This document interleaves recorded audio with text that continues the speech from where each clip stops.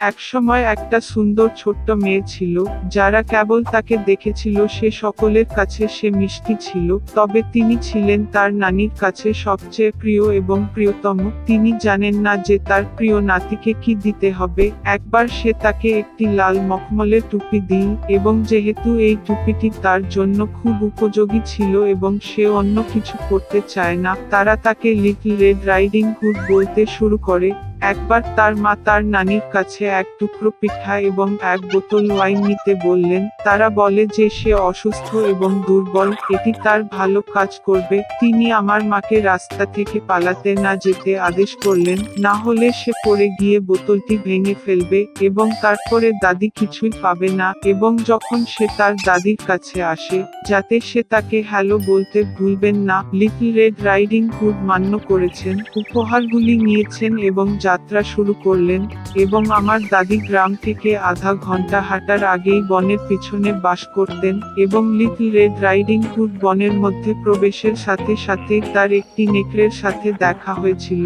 মেয়েটি অবশ্য জানত না যে এটি কি ধরনের ভয়ঙ্কর জন্তুটি, এবং সে তার থেকে কম ভয় পায় না। তিনি বিনয়ের সাথে সালাম করলেন। নেকড়েটিও খুব শালীন আচরণ করেছিল, তাই লিটল রেড রাইডিং হুড নেকড়েকে জানিয়েছিল যে সে তার প্রিয় নানির কাছে উপহার নিয়ে আসছে। এবং যখন তিনি তার দাদির বাড়িতে কিভাবে যাবেন বলছিলেন, তখন নেকড়ে নিজেই ভেবেছিল যে কিভাবে তিনি কেবল বৃদ্ধ মহিলাকেই নয়, একটি সুন্দর মেয়েও খেতে পারেন। এবং তারপরে নেকড়ে ছোট্ট রেড রাইডিং হুডকে সুন্দর ফুল দিয়ে একটি বিশাল ঘাট দেখানোর কথা ভাবল। লিটল রেড রাইডিং হুড অনেক বিস্ময়কর ফুলের দিকে তাকানোর সাথে সাথে ভেবেছিল যে ঠাকুমারিকে এক নতুন গুচ্ছ ফুল এনে দেওয়া ভালো হবে, কারণ এটি তাকেও খুশি করবে। হ্যাঁ, এবং পাশের রাস্তা থেকে দৌড়ে গিয়ে ফুল সংগ্রহ করা শুরু করে, একটি ফুলকে সামান্যভাবে বাছাই করা। অন্যজন যেমন তাকে ইশারা দেয়, এটি আরও ভালো এবং সে তার পরে চলবে, এবং তাই এটি বনের গভীরতায় আরও এবং আরও এগিয়ে গেছে। আর নেকড়ে সোজা দাদির বাড়ির দিকে ছুটে এসে দরজায় নক করল।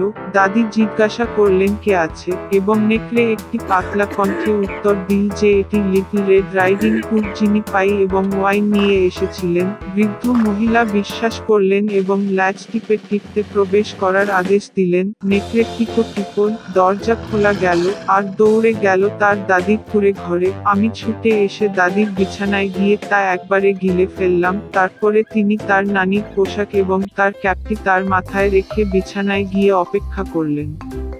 এদিকে লিটল রেড রাইডিং হুড দৌড়ে এসে ফুলের পিছনে ছুটল, এবং যখন সে তার সাধ্যমতো অনেকগুলি পেয়েছিল, তখন সে আবার তার দাদির কথা স্মরণ করে তার বাড়িতে গিয়েছিল। তিনি খুব অবাক হয়েছিলেন যে দরজাটি প্রশস্ত ছিল, এবং যখন সে ঘরে উঠল তখন সে তার দাদির কাছে ডাকল, কোনো উত্তর ছিল না। নাতনি বিছানায় উঠে এসে দেখল দাদি শুয়ে আছেন, এবং তার ক্যাপটি তার নাকের উপর টানলেন, এবং এটি খুব অদ্ভুত বলে মনে হয়েছিল।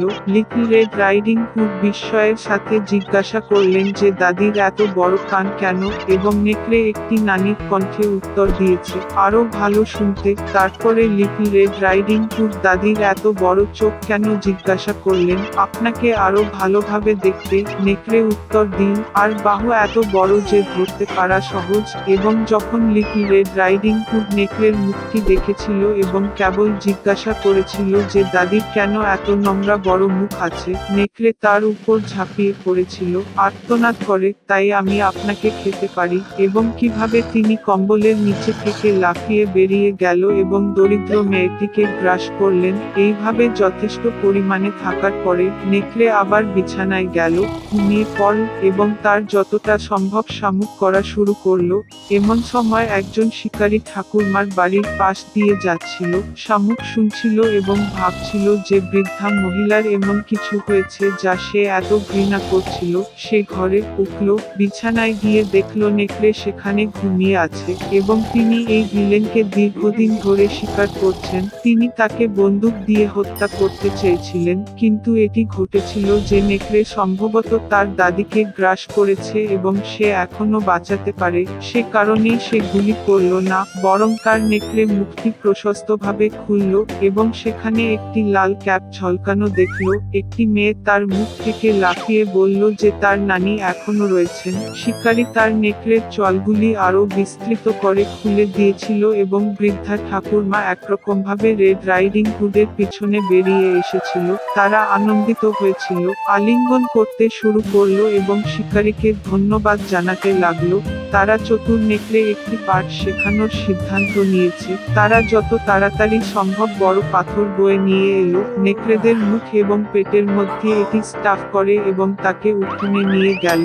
নেকড়ে যখন ঘুম থেকে জেগে উঠল তখন সে শিকারীটিকে দেখতে পেল এবং পালাতে চলেছিল, কিন্তু পাথরের বোঝা বহন করতে না পেরে সে মাটিতে পড়ে গেল। এই তিনটিই আনন্দিত যখন নেকড়ে উঠে তার ভারী পেটটি সবে অন্ধকার জঙ্গলে টেনে নিয়েছিল। তারা আর তাকে আর দেখেনি। এইভাবে তারা চতুর নেকড়ে একটি পাঠ শিখিয়েছিল এবং লিটল রেড রাইডিং হুড সিদ্ধান্ত নিয়েছিল যে সে আর কখনো মায়ের আদেশ অমান্য করবে না। একসময় সেখানে একটি মা শূকর এবং তার 3টি পিলেট ছিল। 3 ভাই একই উচ্চতা, গোল গোলাপি একই মজার লেজ সহ। সমস্ত গ্রীষ্মে শূকরগুলি সবুজ ঘাসে খেলেন, রোদে পোড়ায়, পদে ফোড়ায়। তবে তখন শরৎ এসেছে। একদিন আমার মা বলেছিলেন তাদের শীতকাল নিয়ে চিন্তাভাবনা করার সময় এসেছে। তিনি তাদের একটি বড় বাড়ি তৈরি করতে বলেছিলেন। ছোট ভাই বলেছিলেন শীত এখনো অনেক দূরে। মাঝ ভাইটি বলেছিলেন যে প্রয়োজন হলে তিনি নিজের বাড়ি তৈরি করবেন এবং বড় ভাই নিজেই বাড়িটি তৈরি করার সিদ্ধান্ত নিয়েছে। ছোট এবং মাঝের ভাইয়েরা তাদের গেমস খেলা ছাড়া কিছুই করেনি। এটি প্রতিদিন আরও বেশি ঠান্ডা হয়ে উঠেছে। ছোট ভাই ঘরের বাইরে বাড়ি তৈরির সিদ্ধান্ত নিয়েছে। মাঝ ভাইটি ভেবেছিল শীতে খড়ের ঘরে খুব ঠান্ডা লাগবে। সে সিদ্ধান্ত নিয়েছে ডুমুর এবং ডুমুর থেকে একটি বাড়ি তৈরি করবে। সন্ধ্যা নাগাদ তাদের আবাসন প্রস্তুত ছিল। তারা নিজের উপর খুব গর্বিত ছিল এবং তাদের বিল্ডিংয়ের যথেষ্ট পরিমাণে অর্জন করতে পারেনি। এখন তারা মুক্ত ছিল এবং যা খুশি তাই করতে পারত। তারা তাদের বড় ভাইয়ের কাছে গিয়ে দেখার সিদ্ধান্ত নিয়েছে যে সে নিজের জন্য কী ধরনের বাড়ি তৈরি করেছিল। বড় ভাই নির্মাণে ব্যস্ত ছিলেন। তিনি পাথর প্রয়োগ করেছেন, মাটি গোজা এবং আস্তে আস্তে নিজেকে একটি নির্ভরযোগ্য, টেকসই বাড়ি তৈরি করেছেন। ছোট ভাইরা তাদের বড় ভাইকে কাজে পেয়েছিল। তিনি কী ধরনের দুর্গ তৈরি করছেন তা দেখে তারা খুব অবাক হয়েছিল। বড় ভাই শান্তভাবে কাজ চালিয়ে গেলেন। ছোট ও মাঝের ভাইরা তার বাড়িতে হাসি ঠাট্টা করতে লাগলো। তারা এতটাই আনন্দিত হয়েছিল যে তাদের চিৎকারটি লন জুড়ে অনেকটা প্রতিধ্বনিত হয়েছিল। বড় ভাই চুপ করে থাকতে বলল, কারণ নেকড়ে শুনতে পেল। ক্লাউড ছোট এবং মাঝের ভাইরা আরও বেশি আনন্দিত হয়েছিল। তারা সিদ্ধান্ত নিয়েছে যে বড় ভাইটি কেবল কাপুরুষ আর দুজন সাহসী ভাই বেড়াতে গেলেন। পথে তারা গান গেয়ে নাচতে লাগলো এবং তারা যখন বনে প্রবেশ করল তখন তারা এমন শব্দ করল যে তারা নেকড়ে গাছটিকে জাগিয়ে তুলেছিল যে পাইন গাছের নিচে ঘুমাচ্ছিল। অসন্তুষ্ট ও ক্ষুধার্ত নেকড়ে সেই জায়গায় গিয়েছিল যেখানে দুটি বোকা শুয়োরের চিৎকার এসেছিল।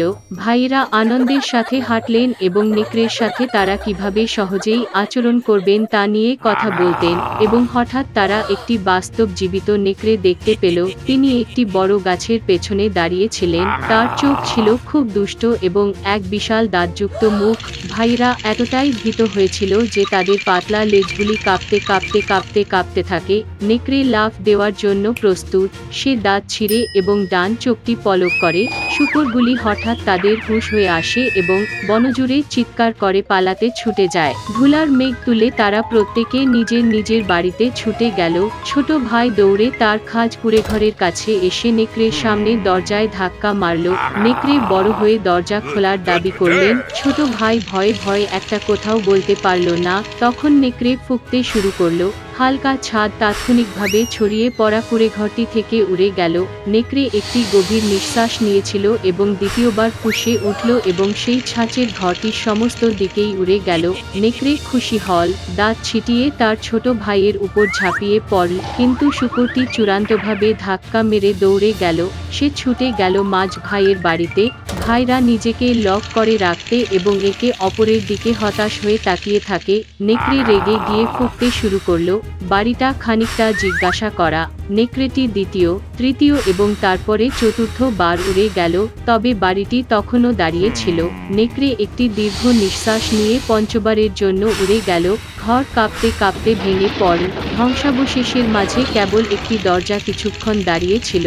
ভয়াবহতায় শূকরগুলি তাদের বড় ভাইয়ের বাড়িতে ছুটে যায়। নেকড়ে তাদের পিছনে ছুটল। তিনি নিশ্চিত যে এবার শূকরগুলি তার কাছ থেকে পালাবে না। শূকরগুলি দ্রুত, এমনকি বড় আপেল গাছটিকে আঘাত না করে দ্রুত পেরিয়ে যায়, আর নেকড়ে ঘুরতে এবং আপেল গাছটিকে আঘাত করার সময় পেল না, যা তাকে আপেল দিয়ে কভার এঁকে রেখেছে। একটি শক্ত আপেল তাকে চোখের মাঝে আঘাত করল। নগ্নের কপালে একটা বড় গোঁফ লাফিয়ে উঠল। এই সময়ে ছোট এবং মধ্য ভাইরা বড় ভাইয়ের বাড়িতে ছুটতে এবং দরজাটি বোল্ট করতে সক্ষম হয়েছিল। নেকড়ে দৌড়ে দরজার দিকে গেল, বড় হয়ে দরজা খোলার দাবি করল। ছোট ভাইরা খুব ভয় পেয়েছিল এবং এর বিনিময়ে কিছুই বলতে পারল না, এবং বড় ভাই জানত যে শক্ত পাথরের ঘরে তার এবং তার ভাইদের ভয় পাওয়ার কিছুই নেই। তারপরে নেকড়ে আরও বাতাসে চুষতে শুরু করল, সাথে সাথেই উড়ে গেল। তবে যতই এটি উড়ে গেল, একটি পাথরও সরল না, এবং তারপরে তিনি তাকিয়ে দেখলেন ছাদে একটি বৃহৎ প্রশস্ত চিমনি। সে সাবধানে ছাদে উঠে পাইপের নিচে যেতে লাগল। শূকরগুলি একটি গন্ডগোল শুনেছিল। বড় ভাই তাৎক্ষণিকভাবে অনুমান করলেন যে বিষয়টি কী ছিল। তিনি তাড়াতাড়ি কলসির দিকে ছুটে গেলেন। এতে জল ফুটছে এবং আইডি আকনা ছিঁড়ে ফেলেছে। নেকড়ে নল দিয়ে নেমে সোজা কলসির মধ্যে পড়ে গেল, চোখ কপালে চওড়া। কাঁচা নেকড়ে একটি বুনো গর্জন নিয়ে ছুটে গেল এবং ছুটে গেল বনের দিকে, এবং তিনটি ছোট শূকর তার দেখাশোনা করেছিল এবং খুশি হয়েছিল যে তারা এত চালাকভাবে দুষ্ট ডাকাতকে একটি শিক্ষা দিয়েছিল। সেই সময় থেকে ভাই এবং তাদের মা এক ছাদের নিচে একসাথে থাকতে শুরু করেছিল।